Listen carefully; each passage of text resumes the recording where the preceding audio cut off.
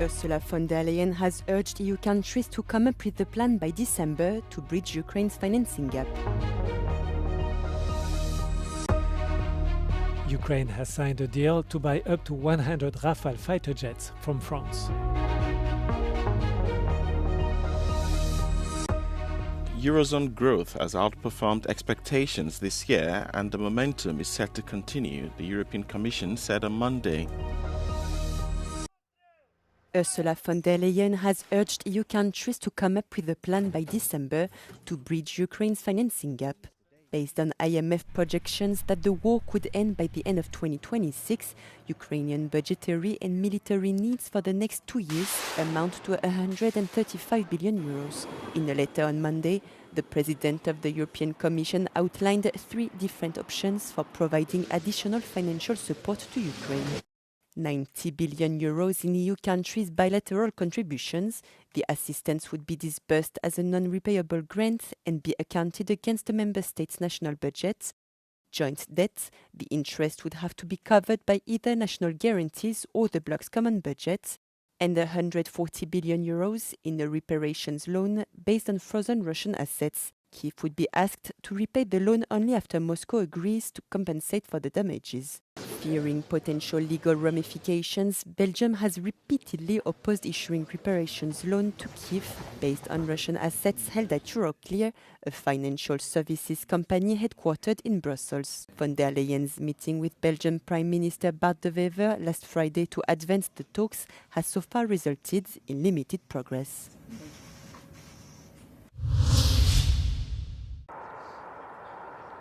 Ukraine has signed a deal to buy up to 100 Rafale fighter jets from France. Ukraine's President Volodymyr Zelensky signed a letter of intent in Paris alongside his French counterpart Emmanuel Macron. This agreement is expected to take place over a 10-year period, according to the Élysée Palace. Avec cet accord, nous continuons à miser sur le rapprochement et l'intégration de nos industries de défense pour continuer à soutenir l'Ukraine, la modernisation de ces forces armées qui restent en première ligne et qui sont la première ligne de défense de l'Europe et la dissuasion contre l'agression. Et nous le faisons dans la durée. Zelensky called the deal historic and in addition to fighter jets, Ukraine will also purchase drones and other defense systems. Дуже сильні французькі радари, 8 систем протиповітряної оборони, самці, по 6 пускових. Ну це деталі, напевно, це для когось технічні деталі, а для нас це важливо. Кожна пускова, все це захист кожного життя. Це дуже важливо. Macron believes that the agreement will strengthen Kiev's deterrence capability and prevent any attempt at incursion in the future.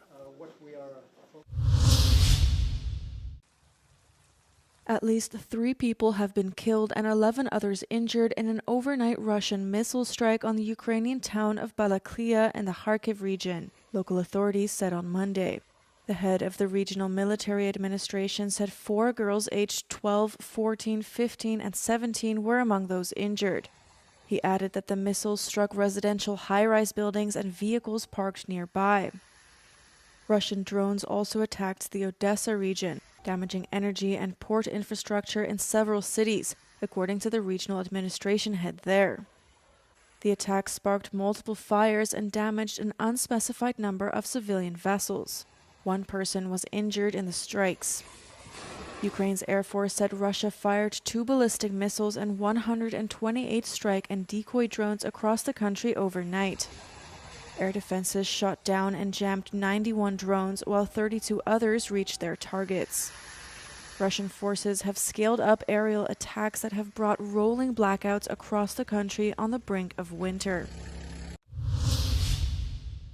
Eurozone growth has outperformed expectations this year and the momentum is set to continue, the European Commission said on Monday.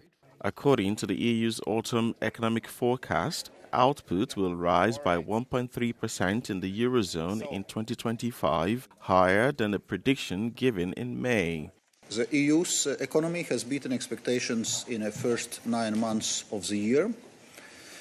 Looking further ahead, we expect growth to continue at a moderate pace despite the challenging external environment. The challenging external environment means that we should look at domestic drivers to fuel growth.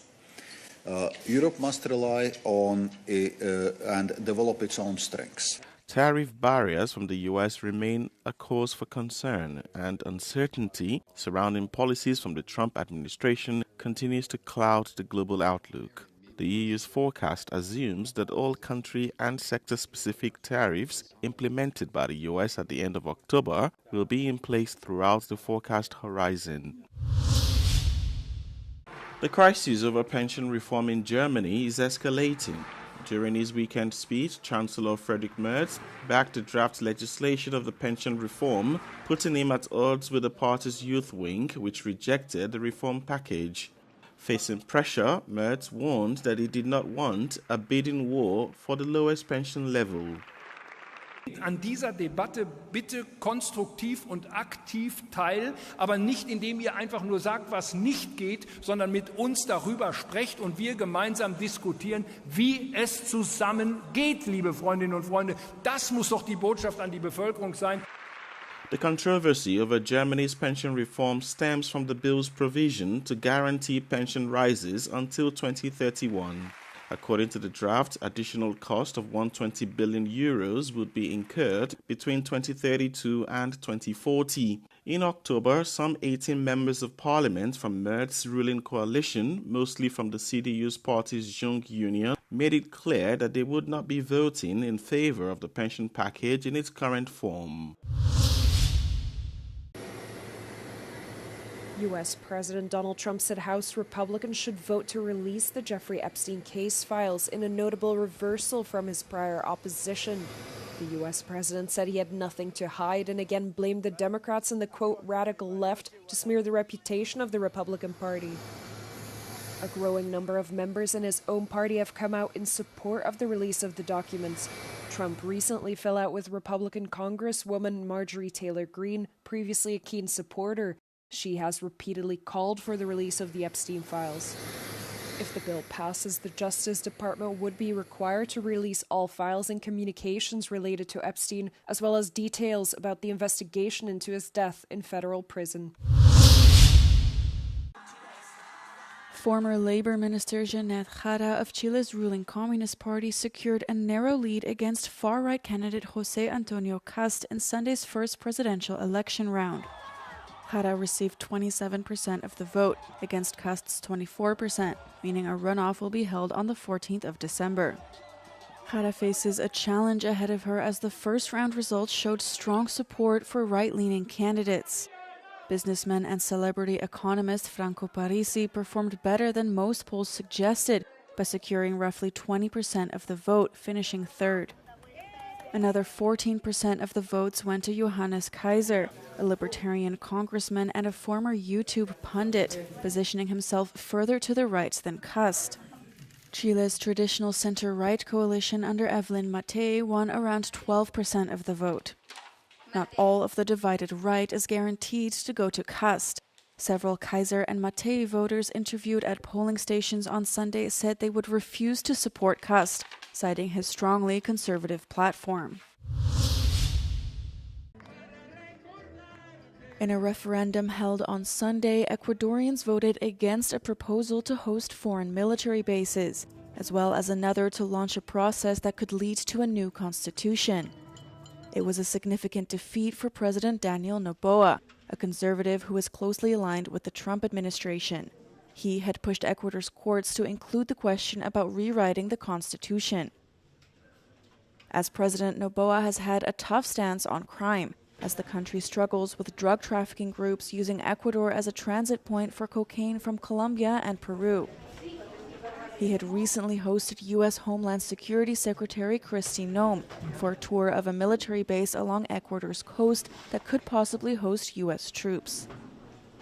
Noboa argued a change in the constitution was needed to give the government more tools to fight crime, but critics feared that a new constitution would decrease legislative and judicial oversight of the executive branch. South African-born artist Ralph Zeeman has spent his life fighting violence, not with weapons but with art. His monumental installations reinterpret military symbols to transform them into tools for dialogue and reflection.